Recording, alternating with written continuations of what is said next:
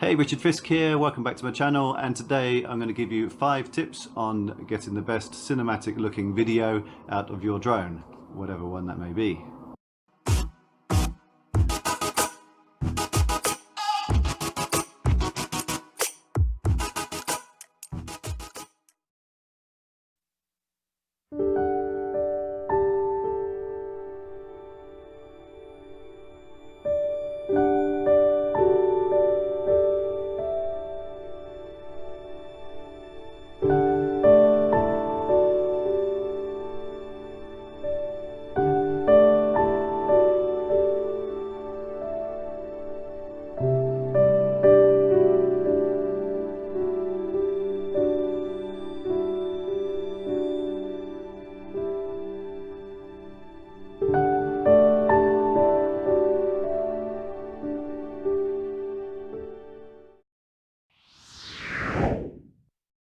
Okay, so tip number 1 is planning. That means location and your time as well, the time of day you're going to actually fly. So if you go onto Google, for instance, you can actually tap on a location and that will bring up information about that location. There may be interesting places to fly. You can also plan your trip. You can plan how long it's going to take you to get there. You can actually look on Google to see where the best place to park, how long it is to walk, for instance, see your best vantage point to fly from.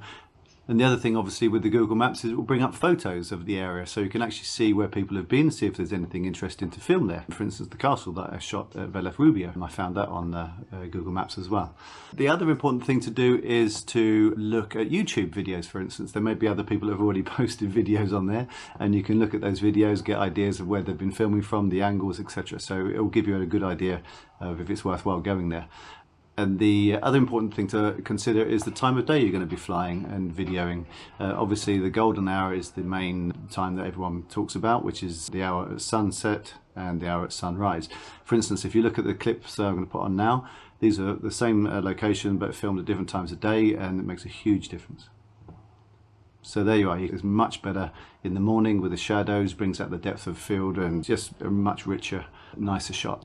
And the other thing also to consider is the weather. There's a good app called UAV Forecast, and that's very good. It will give you the weather forecast, the wind conditions, etc. There's no point in turning up somewhere and it's going to be really windy, for instance. So you can check that out. So that's a very good tip. So that's tip number 1. Planning, location and time. Right, so tip number 2 is to fly smooth and slow. You don't want to be having a drone that's uncontrollable or really rapid movement. So smooth and slow. So you need to go to the 3 dots at the top right and go into the settings, scroll down until you see the advanced gimbal settings. And there you can change the actual characteristics of how the drone flies, how the camera moves up and down, how quickly it stops, etc. and the yaw movement as well. So you can get nice smooth flying movements, and it will give you a nice cinematic shot. So my settings on controlling the gimbal, for instance, on the pitch speed is number 10. That means it's nice and slow. The pitch smoothness as it comes to a stop, I'll leave that at 10 as well. Also you can control the yaw rotation, that I have at 30. And then your smoothness is how quick it stops when you release the sticks, and I have that at 20. You can also change the sports mode and tripod mode. The sports mode is very useful if you want to get to somewhere very quick, and you can use that for high flying shots and also get movement there as well. The normal mode is actually flying normally at normal speed. If you want to get really steady shots, then you can flick it into tripod mode or cinematic mode, I think it is now, and then that will give you a really slow movement of the drone, and you really controlled movement of the drone, so you can get really precise flying. So that's tip number 2, fly it smooth and slowly. Okay, tip number 3 is the drone video mode settings, basically, and here you'll go in and choose whether you want to film in normal mode, HDR or in slow motion, depending on what effect you're trying to get. And also you can choose in here whether to film in 4K, which is obviously the highest quality. You can also film in 2.7, and also 1080p. With 4K you're going to get a bigger file size, so bear that in mind when you're filming. The 2.7 is what I normally use because you don't really notice that much difference between 2.7 and 4K. And with HDR, obviously, that's high dynamic range. This is really good for evening and early morning shots when you've got dark areas, let's say in the foreground, and the sky is very bright still from the sun. So that will actually balance it out, and you'll get detail in the dark areas, shadows, and also won't have the highlights clipped out so much. So HDR is a very good mode as well. Okay, tip number 4 is the video profile settings. So you need to go in, click the 3 dots, and then you want to go in and choose whether or not you want to film in normal or the cine-like. Normal is good if you don't want to get into color grading and anything complicated. The cine-like is more of a flat profile image, and that will capture more information and allow you to do a lot more color grading after in post-processing, and will give you a nicer look at the end of the day. But the other thing you need to choose obviously is your frame rate. Do it all manually, so you need to choose whether you do 24, 30 frames per second or 60 frames per second. Cinematic is normally filmed in 24. I shoot in 30 normally because I actually like it better. I think it's sort of less juddery. And the other important thing here, setting your shutter speed, is the 180-degree rule, which is the motion blur. For doing the correct exposure and shutter speed, you're going to need to get some ND filters. I'd recommend you get in number 4, 8, 16 and 32 ND filter or NDPL filter, polarizing filters, which will take the glare out of water surfaces and things like that. So that's actually a really nice effect you can get. It brings pops the clouds out in the sky, etc. So polarizing filters are very important, or ND filters are important. Now the 180-degree rule is your shutter speed will need to be twice your frame rate. So if you're filming at say like I do at 30 frames per second, my shutter speed is 1/60. If you're shooting at 24 or 25, it's 1/50. So in order to get that correct exposure, ND filters are essential for doing that, and it gives you a nice motion blur.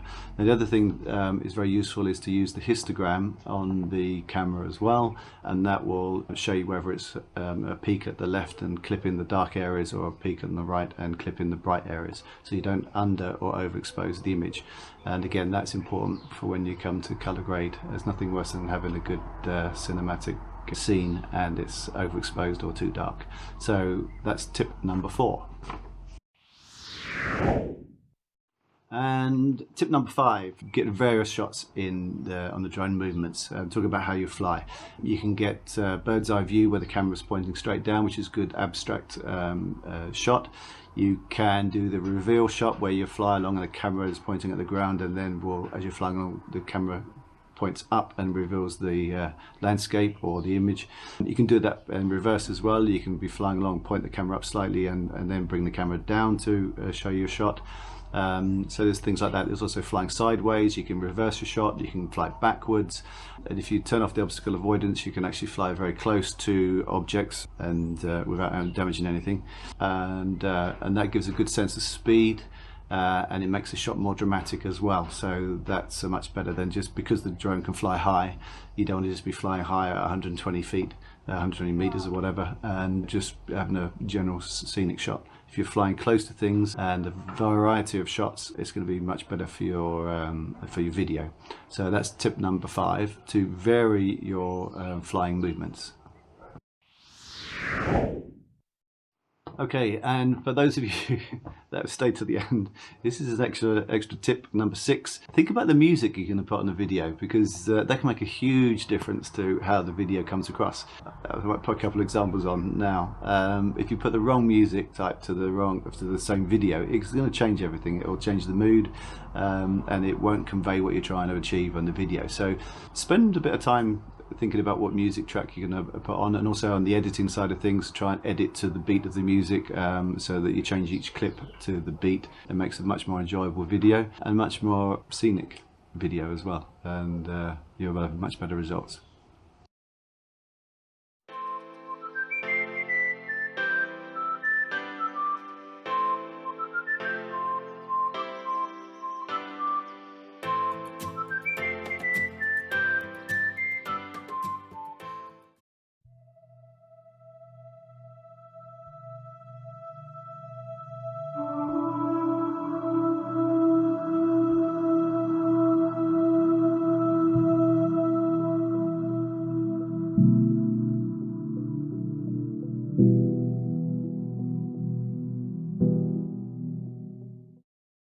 So I hope you've learned something from this, and you can continue to fly your drone and get some good shots. And I look forward to seeing your comments and your likes, and please subscribe to the channel as well, as it always helps. And see you on the next one.